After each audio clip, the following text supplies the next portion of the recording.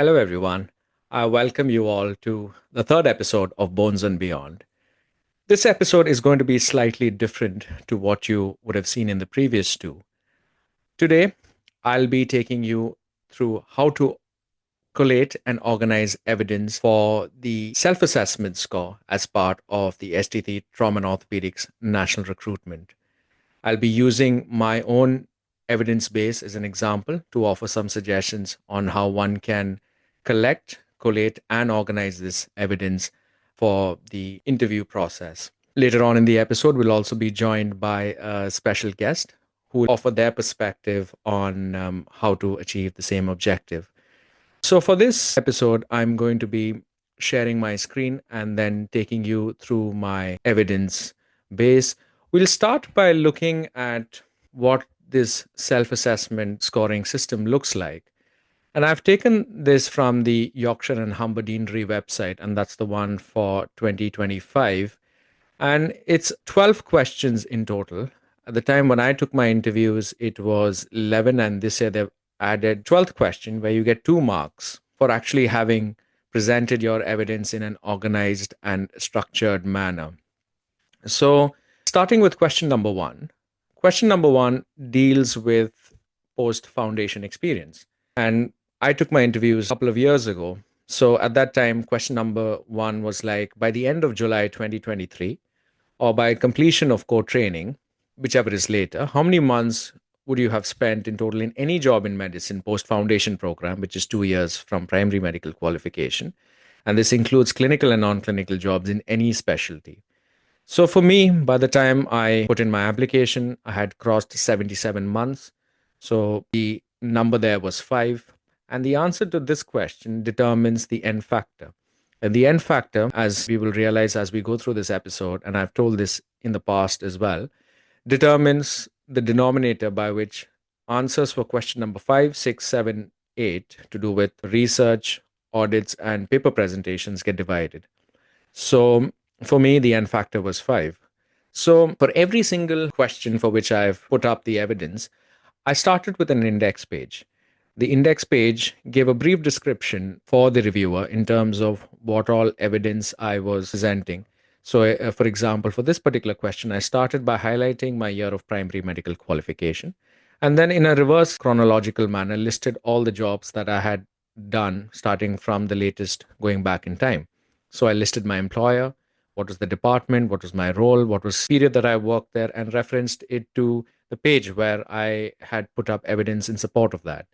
So, just going through all of this, I was working in Portsmouth at that point in time. So, that was the job listed up front. Then, the job prior to that, which was at JIPMA. Then, my time as a junior resident in KMC.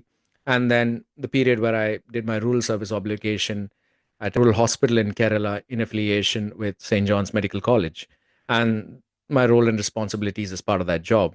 So, I started by giving a description of my MBBS degree, which stated when I had obtained my primary medical qualification. So it states here that it was 2014. So that's the year that I put. And then thereafter, in a reverse chronological manner, listing out all the jobs that I had done. Maximum the N number can go up to was 5. So that was maximum for me. It didn't make much of a difference. But for those who have a number of either 2, 3, or 4, you have to be very particular in terms of how you list out the jobs and the time duration that you state. For example, for my job at Portsmouth, I had highlighted in yellow all the important information so that it's easier for the viewer to identify the pertinent information, listed out that when the contract started, what was my role, when it ended. Something similar for JIPMA in terms of the certificate that it received from them, highlighting the dates specifically. So goes for my time period as a junior resident in KMC. And then to do with my job as part of the rural service obligation and the certificate that I received from the affiliating institution, which was St. John's. Question number 2 asks about experience in trauma and orthopedics, which is something similar to question number 1, but here it's a mark. For me, by the time of application, I had already accumulated over 60 months of experience. So therefore, I had to score myself as 1. As you can see, the ideal is 10 to 42 months where you end up getting 8. So again, I have listed each of those jobs and the time that in which of those jobs where I worked in orthopedics. So the job in Portsmouth, the one in JIPMA, and in KMC, and again putting up the same evidence which was there for the previous one, along with highlighting the dates. Question number 3 deals with the time spent in associated specialties, which states, by the end of a particular time period, will you have spent at least 4 months in post in these complementary specialties, which include plastics, neurosurgery, vascular surgery, cardiothoracic, emergency medicine, ITU, urology, oral and maxillofacial surgery, peds surgery, or gen surgery. As part of my rural service obligation, I had worked in that hospital for 2 years, where I worked through a wide array of subspecialties, handling patients under supervision. So I put up a description on my index page with regard to what was the nature of my job, having worked there over 2 years, then getting a certificate from the administrator of the hospital highlighting that important information, and then along with that, the certificate from the affiliating body, which was St. John's, and I got my marks for it. Question number 4 is to do with logbook evidence. When we talk about from a self-assessment score perspective, they're looking specifically towards hip fracture fixations, wholly completed fixations of extracapsular neck femur fractures, which is either DHS or nail. And in the recently, the panel also considers hemiarthroplasties, which have been done and validated in a signed and sealed by the consultant. The year when I was applying, the number for the highest marks was 12 or more. But what's been stated in the Yorkshire and Humber Deanery website, that from next year onwards, there's going to be a change here. And I think the ballpark figure is somewhere between 80 or 20. So to be able to get the highest marks for this, you will have to produce evidence that you've done that many number of procedures, which, to be honest, isn't that difficult to attain, because hip fracture fixations is pretty much the bread and butter for most orthopedic surgeons. So, in terms of the evidence uploaded, I have once again on my index page highlighted what all I am uploading. So, for my time spent at Portsmouth, I have taken an e-logbook consolidated summary for this particular duration. On each page, I have managed to get the signature of the consultant with their seal and their registration number on every single page. And this is very important. I think in the recent self-assessment scoring guidance, it mentions that the signature must be there on every single page. For my time in JIPMA, we had an institutional logbook, which had actually a physical logbook, which had a certificate right at the front of all the consultants having signed and validated my work. I translated all those procedures onto e-logbook and also took a signature of that consolidated summary. And something similar for my time in KMC as well.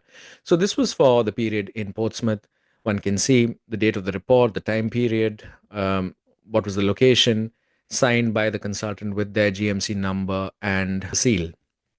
So again, they're specifically asking for hip fracture fixation. So please highlight that as part of the evidence that you're presenting, so that they don't have to go through all the other numbers. It's fine. You can put up all the other numbers, but make sure that you signpost specifically to hip fracture fixations. This was for the time in Portsmouth. This is what I was talking about, the logbook from JIPMA, which had my details. And the first page is a certificate page, which has been signed and sealed by all the consultants there, just adding a bit more weightage and impedance to the evidence that one is uploading. I translated that to e-logbook by the time I had got my GMC registration. So I put that in there with the time period. Again, that time I wasn't aware of having to get this, as you can see, only the first and the last page signature of the consultant. But given the fact that I put up that certificate to begin with, I think that sort of saved me from raising questions with regard to the evidence that I uploaded. Again, once again, highlighting specifically with regard to hip fracture fixations. And the thing is, because this evidence was from overseas, it wasn't signed off by someone who had a GMC registration. So after requesting the particular consultant, I took a copy of their medical registration and attached it as part of this. And the same evidence, I got it signed off by 2 consultants. So this was the second consultant who validated this and did something similar in terms of highlighting fracture fixations and then attaching a copy of their medical registration to make it look genuine. Something similar for the time in my time in KMC. Yeah, those were the days when I was looking much younger. Um, and so for the one in KMC, I just put it on a single page in terms of the procedures done and then got it signed off by two consultants as well. So that was for the logbook evidence. Coming to question number 5. Question number 5 pertains to first author publications. And it says, since starting undergraduate medical school, how many PubMed index journal first author publications can you provide evidence for? Do not include abstracts, case reports, letters, or technical tips. So these have to be original research studies. The mark which is awarded for this is 2 per paper. But this is where things become interesting because the marks of 5, 6, 7, 8 get divided by the denominator in question number 1, which is the n factor. So I had at that point in time one first author publication. So that would translate to 2 marks, but I wouldn't get 2. It'll be 2 divided by 5, which is 0.4. So that's what I got for it. So again, on my index page, I've taken the citation from the NCBI page and then listed and then provided a copy of the manuscript. So just to add towards my case of getting that mark. Question number 6 is about other publications. In terms of what is the requirement for the publication is the same. Here you get 1 mark for it, but bear in mind, so I had 8 as my response, but it's 8 divided by 5. So I put the PMID for whatever publications and actually listed out in a reverse chronological manner from the latest and then going back in time. So this is where I have a tip to offer, a suggestion. I would say when you list out things, pick your winners and list them up front. Because what happened here, if you can see this was a publication published in the Journal of Arthroscopy and Joint Surgery. But at that point in time, it had just been published, so the PMID was awaited. I was honest about it and I listed it there. And honest, in terms of the number of publications that I'd listed out were 9, and all the others had a PMID on it. I did not include this, and I'd still put my response as 8. But the person who was looking at all the evidence considered only evidence pertaining to the first 8 and gave me the mark for it. They didn't include my 9th publication. So I didn't get the mark for it, even though all of this was genuine. So I had to appeal for it.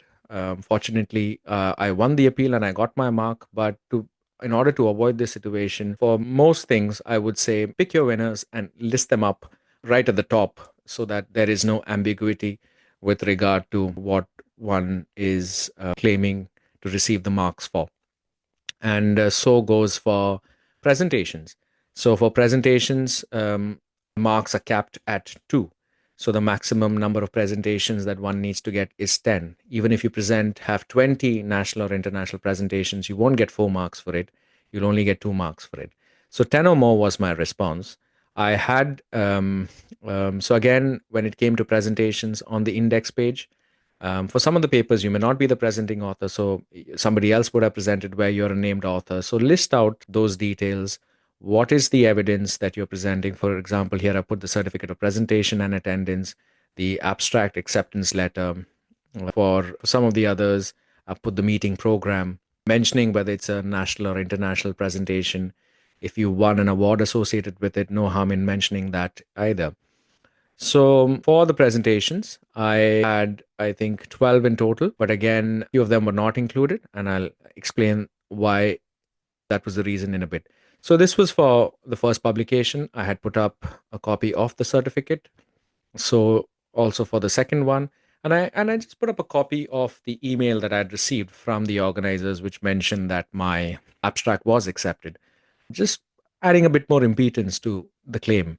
This was for one of the other conferences where this was the abstract acceptance letter.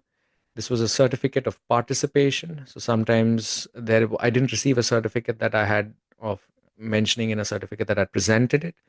So again, like I said, if you won an award for it, no harm in putting that up.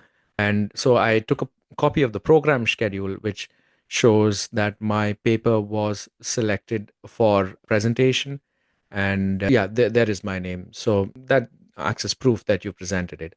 So this was for one of the papers at IOACon, which I had presented. Once again, highlighting. So this was a national presentation done overseas. If you present the evidence properly, it gets accepted.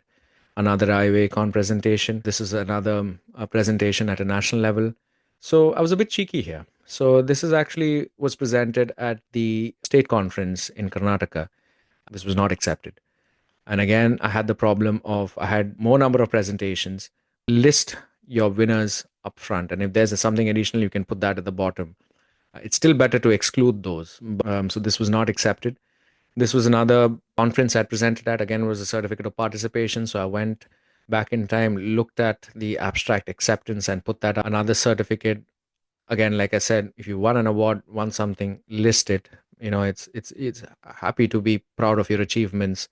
Again, abstract acceptance letter. This was again a certificate which said that I had participated as a faculty or delegate, and this was in 2013. So I couldn't really find that abstract acceptance letter at that point in time. I went back and I found a program schedule, but then if you can see, there was no sign or seal or anything, even though this was genuine.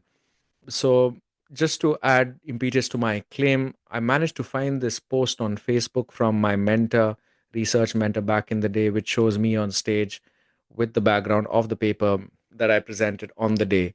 So things like this, and this is an idea I got from one of the registrars I worked with at Portsmouth, who had done something similar in terms of just standing next to the poster that they had presented at one of the conferences. And I mean, it's about how you portray that evidence and it gets counted. So this was another presentation which didn't get counted because this was at a regional level even then. So this was basically some suggestions on how you can put up the evidence for presentations. Coming to audits. So audits again is capped at 2 marks for audits. Again, listing out what is the evidence and what page it is available to look at. What was my role? For example, this audit, I was only involved in the data collection. So I've just mentioned that. Some of the others I was involved in a lot more. So I've mentioned that again. And these were basically all the audits which I had done. And so just coming to specific information, I put up the certificate. And then what I did was, even though they said do not put up your audit slides, but it depends on the manner in which you're presenting things. So this is, I took a single page screenshot of all my slides and I've put it up there. So it's not that you are overloading information on the reviewer. If you go to PowerPoint, on the bottom right, there is an icon which is slides sorter, where all this will come up together, and then you can just take a screenshot. And for someone who's just wanting to know a bit more about your audit, can actually get information of what was done, what was the outcome from just looking at all the slides. And it's all there on a single page. So without having to bombard the reviewer with a lot of pages and being there and looking disorganized. So these were all the audits which I had done at Portsmouth, and I pretty much organized and presented the evidence in a similar manner for all of them, certificate and the slides. Coming down further to some of the audits which I did at JIPMA. So for those people who are interested in wanting to know about how to do an audit whilst they're in India, there is a video that I have made. It is there on the channel about doing a clinical audit in India. So have a look through that, which talks off the process. And so when I did my audits there, I got a certificate. I again showed a summary of my slides and then also wrote a clinic audit report back in the day, which was signed by the head of the department, which basically just presents further evidence in terms of the work which was done. So that was for the audits. So 5 audits in Portsmouth, 5 audits in JIPMA, the 10 audits in total. After my factor, I got the maximum marks, which were 2 for it. Coming to higher degrees. So here it states, by the time of application, have you completed and been awarded a standalone UK higher degree or equivalent, examined by a thesis or dissertation, and this should not be including intercalated degrees. So the master's, which is done in the UK, is a 2-year program, and even the MSITch is a 2-year program. The master's, which we do in India, is actually a 3-year program, and it's got a thesis attached to it. So the MS is 3 years, MD general medicine, MD respiratory medicine is actually 3 years. So with that assumption, I actually marked myself as 2 because I'd spent 3 years doing a course. I'd done a dissertation. There was a lot of work which went towards it, didn't get accepted. I got 1 mark for it, and that's what most people get for their masters. But anyway, no harm in asking the question. And as long as you're honest about your claim, they'll look at it, and then you'll get what ultimately they feel is appropriate. So for my claim, I put up my degree certificate. It's very important to put up your university exam transcript. and the certificate. I put up my thesis certificate and also gave a description of the curriculum for the reviewer to understand what was the nature of the course that I underwent. I put up a copy of my DNB and also of a diploma of my MRCS. So that was my MS degree. The marks transcript, it's very important to upload this. If you've done well in the exam, if you've achieved something, like I said, be proud of your achievements and list it out there. Again, just further information about the MS Orthopaedics. I attached a copy of my thesis dissertation because they've asked for proof of having done dissertation as part of your course. So all the certificates associated with the dissertation. I've also attached a copy of the curriculum, which is available in the logbook. This will also be available on the university websites for the MS courses.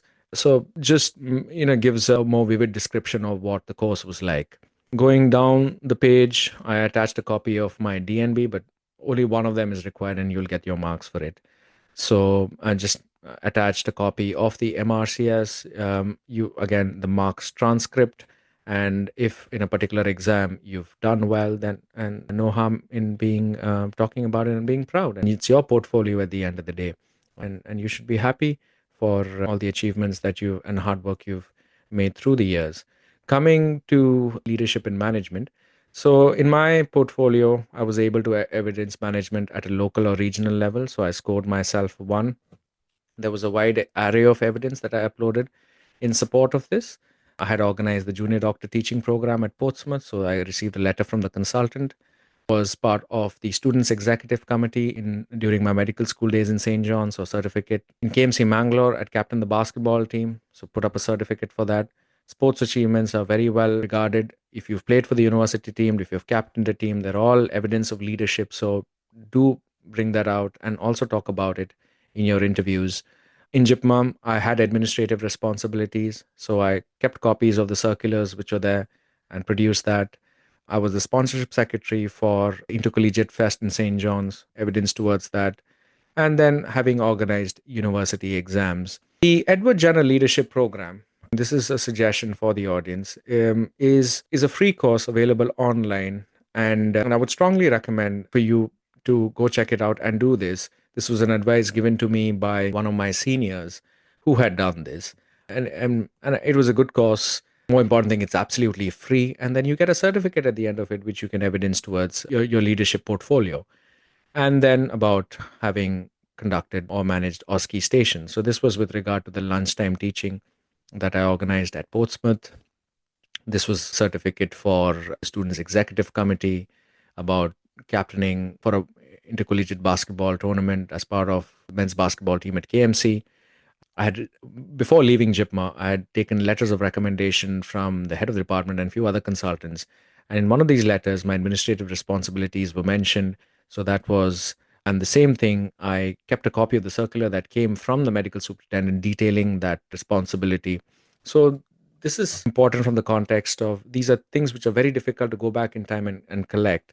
So it's my suggestion that if you're in a particular job, before you leave that employment, make sure that you have all these certificates and collect them at that point in time, because you never know in which way it might be useful later. This was for the Intercollegiate Fest. I was the part of the sponsorship team or the sponsorship secretary. So just talking a bit about what the College Fest was, the letter which went out to in support for sponsorship, with my name being there, and yeah, and just adding to that evidence base of being in charge of the university exams. And this was about the Edward Jenner Leadership Program that I spoke about. And this is the certificate that you get from at the end of that course. You can wrap it up in a period of 3 to 4 months. It's absolutely online, so do check it out. And so this is what I was talking about. All of this, very difficult to go back in time. All circulars from the department, which shows your name. There's so much hard work that you've put in over the years to be part of all these teaching programs and courses. So keep a copy of it and then signpost or highlight that relevant aspect that you want the reviewer to see. And then moving on to the last question, which is to do with teaching. So for this particular question, for to get 2 marks, you need to either have a formal qualification, which is either a PG cert or a master's, or be in a formal substantive role. The certificate which I received and my actual job in JIPMA was actually that of a senior resident who had a teaching role or teaching component attached to it. And I put forward my case and claim to be for it to be considered as a formal substantive role. And I mentioned it here why I am wanting this to be considered from that perspective. Unfortunately, it wasn't. It's fair. Like I said, no harm in asking the question. So ultimately, I was given 1 mark for it, but based on my assessment, I scored it at 2, and I put up the evidence towards it. Some of the other evidence towards teaching that I put up was about teaching the undergraduates, teaching the postgraduates, being part of various courses that happened at JIPMA, and then being part of the junior doctor teaching program at Portsmouth, and also having taught on some other courses for the MRCS, and also during my teaching during my postgraduate days at KMC. And whilst I was at Manipal, you also get a certificate of being a fellow of the Academy of General Education. Another evidence that you can add. I'd done the healthcare trainer course. For those of you who are working within the NHS, again, strongly recommended that you do this because it's absolutely free if you're working in the NHS and you get a certificate for it. And then if you've taught medical students, you can just another course that I had taught on and took a certificate for it. So this is what I was referring to, where it states that the post of senior residence of this institute carries teaching assignment for medical undergraduates, postgraduates, paramedical students, apart from patient care. And I wanted to stake my rightful claim for it, but I was given 1 mark for it.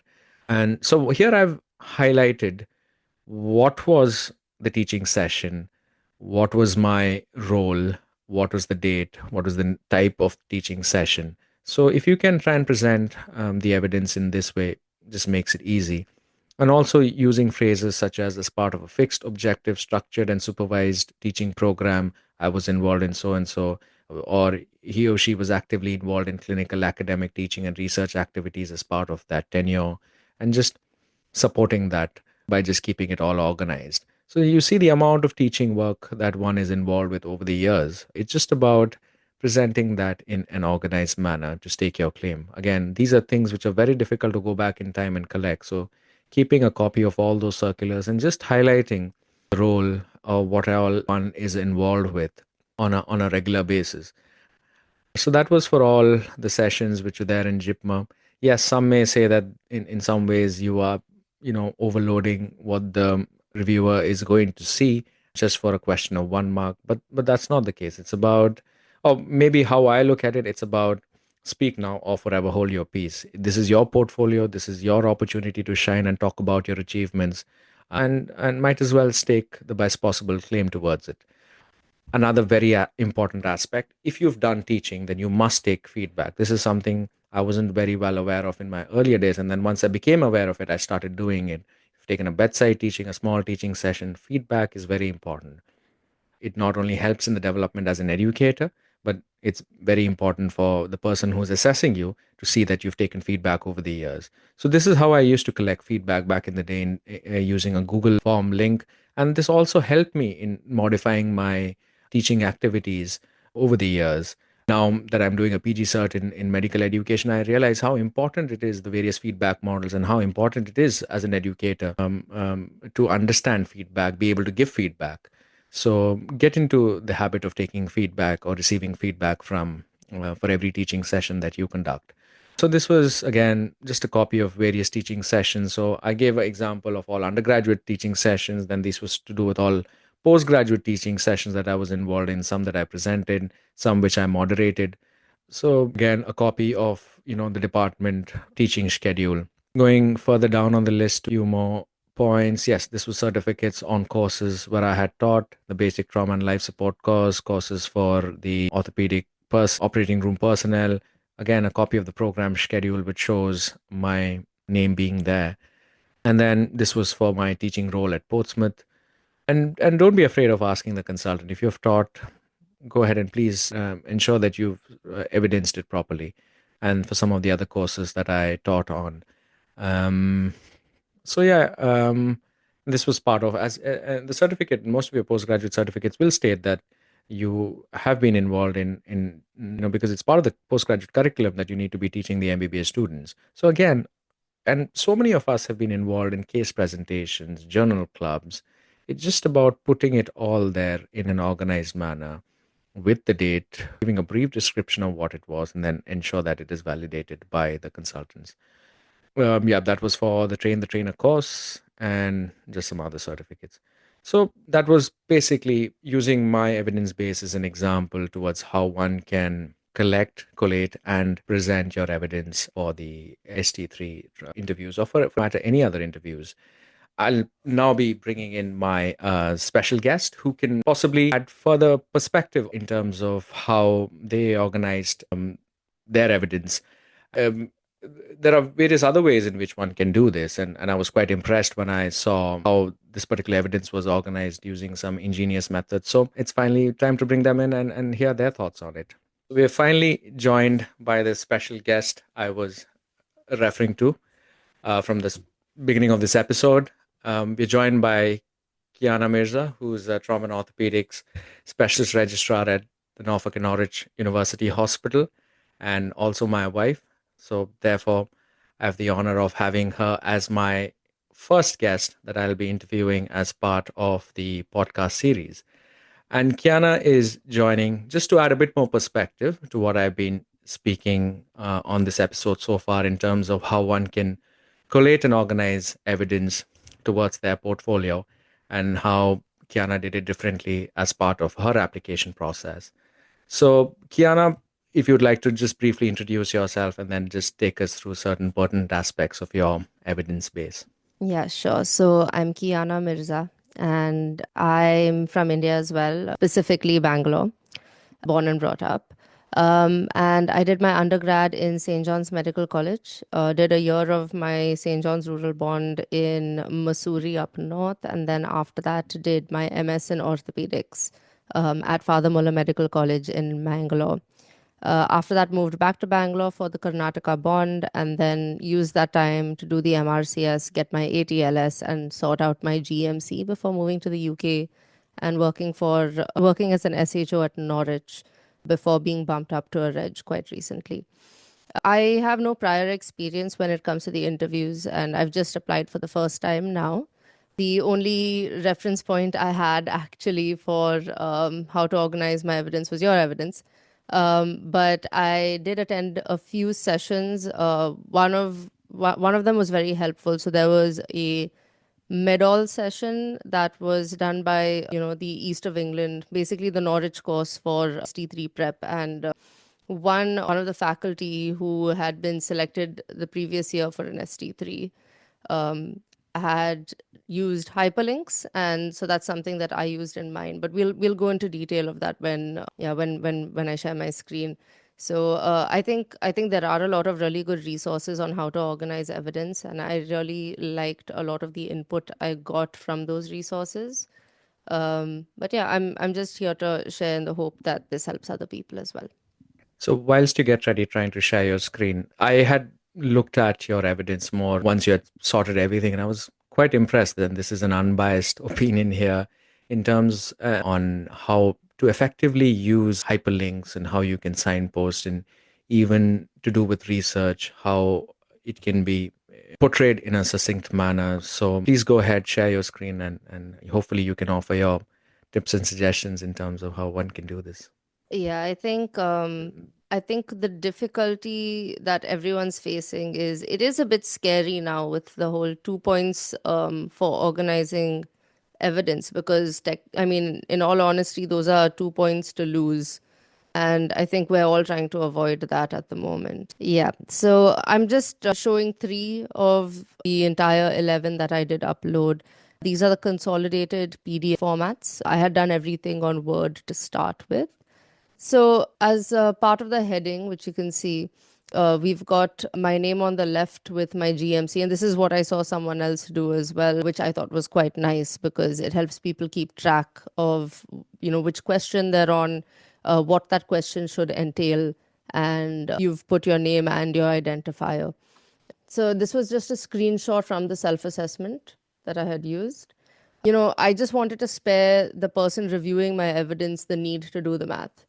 So a lot of people had to make appeals for this because rather than scoring people two per paper, which is what was supposed to be done, a few people were only scored one per first author paper.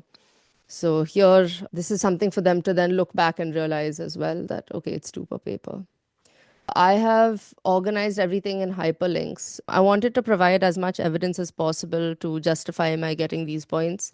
So I did highlight my name and I took this citation right off of the CBI website where all PubMed indexed articles are. I've put the PM ID because, as you can see up here, that is the first line that they've put in the evidence that they want the PubMed identifier. So if nothing else, that should be there. And I put a screenshot of the NCBI abstract as well as my published manuscript. And I've done the same thing for my question 6 as well. So I'm just going to visit one of these. So here I have taken the entire screenshot of the NCBI website. This shows that the PubMed ID is the right one, and this shows my full name to confirm that it was my work. At the end of each hyperlinked page, I have a click to return to contents page, just so no one has to do a lot of scrolling, because a lot of these documents ended up having a lot of evidence. And not everyone might think that it's all relevant. So if they're satisfied with this, they can return to the contents page rather than go on to seeing the entire published manuscript. But if they want to, they can go and click on this link, which will then take them to my entire published manuscript. So And everything has been numbered. this was the aspect I was most impressed about. Just for our knowledge, how did you create that link in brief, if you can tell us? Yeah, of course. So on Word, you have the ability to bookmark certain pages. And then there is a way to create hyperlinks. So your hyperlink could be to go to a website, it could be to go to a place in the document itself. So if you bookmark appropriately, then you could actually have a bookmark attached to, say, a screenshot on a page, that which is what I had done. And if you create a hyperlink that refers specifically to that bookmark, it will take you to that page. Okay, thank you. Yep. So this was one. And again, the click to return was basically at the end of each thing. So for example, you would have to go through the entire manuscript to be able to go to the click to go back, or you'd have to go to the previous page. So the reason I put my manuscript was because I didn't want people to think that I was trying to sell them a case report as a publication, because sometimes titles can be misleading. Sometimes things may look like an editorial or a case report without you specifically saying so. So I think that's the reason why I had put my published manuscript. Absolutely, and I think it's important to emphasize and present your evidence and your hard work and make as strong a case as possible. And I think what you've done well here in terms of not overloading it, you've given the option, whoever wants to be specific about it, link it, signposts it to that correct page or references to that correct page. And so that back and forth process is a lot more smooth than what I had as part of my self-assessment evidence. So yeah, that's good. So would you like me to go on to my audits? Yes, please. So if you can show us how you presented your audits and then maybe evidence about your leadership and management and teaching. Yeah. So here we've got the same format. Quite literally, the only thing is the top right-hand corner that's changed. That shows which question number this was and that it's for the audits. I think being very particular about what's been asked of us is important, because over here it says that 2 cycles. So each cycle being counted as a single audit needs to be conveyed in evidence. So for example, if I've done a closed loop audit, here what I've done is I've organized it from the point of view of saying that this is the audit, this is where this was done, the number of cycles, so that they can tally the number of cycles and actually give them the right number. I have done the tallying for them up here, but what was important was being able to show that I had a certificate for each one of these to substantiate that this had been presented. I think it also does say at the top, so if you click to return to the contents page, it does say over here that you can use an assessment of audit. So for my leadership and management, I had scored myself a 2. And again, the only thing I've changed, which you can see, is the top right-hand corner. So it's question 10, leadership and management. And it says over here that you have to give a signed letter from a recognized body. So I think it was also important because, a lot of the programs that I've done have been done overseas. And not a lot of people in the UK may know of these bodies. So it was important to specify which bodies this, involved. And so that's what I did. Here I have a webinar, and I think, even the way I've ordered it may have helped me get these points, because rather than doing it in chronological order, I put my national level webinar before my regional level work, because I wanted to substantiate why I've scored myself a 2.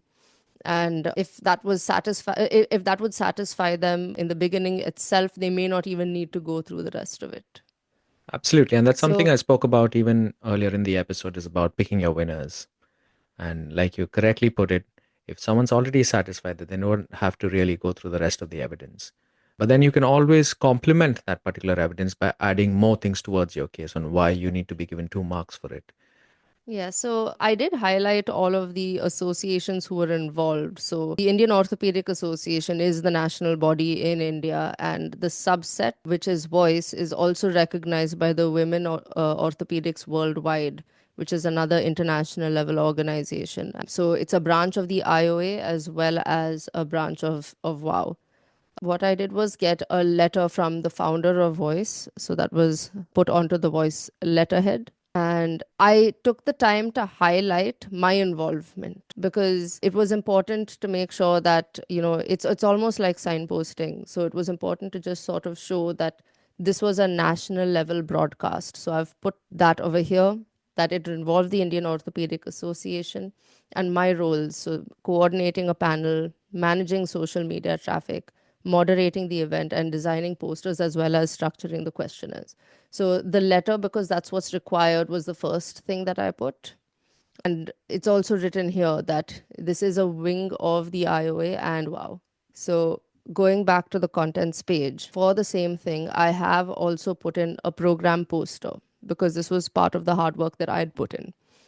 So here you can see that the Indian Orthopedic Association emblem was there. This was broadcast on Ortho TV, which is, known by almost everyone who's done orthopedics in India. And, the date, everything with regard to who was involved, having the IOA president on it and the entire panel. And I've taken the time to highlight my involvement as moderator for this event. Well represented. And I think that makes a strong case for why you've shown your involvement at a national. I think, and possibly there might have been international speakers as part of the event as well. So portrays it to a much larger audience. You even provided a link of your webinar there. So, Yeah, you so know, that's there, so because, and I didn't associate a page with it, but yeah, they yeah, can actually go and watch it if they like. actually see it and see, and that again adds weightage to the evidence that you presented.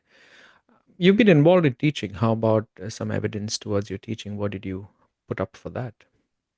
Right. So the struggle I had when it came to teaching was, and I think you had a similar struggle as well, is that we've never really taught with the objective of doing it for the sake of getting feedback. You teach because you like teaching, not because you need something in return. So for me, I struggled, because even though I do a lot of one-on-one teaching, I never give anyone a link to follow to fill out a form. But having So, said that, sorry, yeah. having said that, what I've also come to realize over a period of time, the importance of feedback as part of the teaching process and how feedback needs to be formative and summative and how it helps in your role as an educator. And I think I'm sure that's something you've also learned as you've gone through, not just as part of collecting the evidence process, but even as a tutor, that how important or the amount of weightage which is given to feedback. And this is again something I highlighted earlier as part of the episode, the importance of collecting feedback. Yeah, so I think the only thing I wish I could have done differently was controlling the format in which feedback is collected. So I'll go into that, because I think from making this evidence very aesthetically pleasing for someone to actually review, this is where I struggled the most. The rest of it wasn't as difficult, and I'll explain why. So I don't have a PG cert, which is why I have highlighted my score as 1. Coming to the amount of teaching that I had to undertake to get that 1 point, It says very specifically in the instruction. So I'm just going to scroll back up here to show you that it's about having done at least 4 or more sessions per for the last 2. Now, having done the Karnataka bond, I didn't have many students available. Yes, they do get deployed for their district rural posting now. I had to hunt them down and get feedback, and they were very nice about it and very helpful, which was great. But yes, all of that had to be collected in retrospect. So I think anyone looking to do this needs to start, collecting feedback as soon as possible.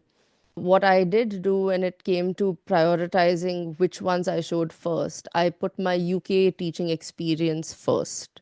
Again, did not go in chronological order at all. It just went in the order of relevance.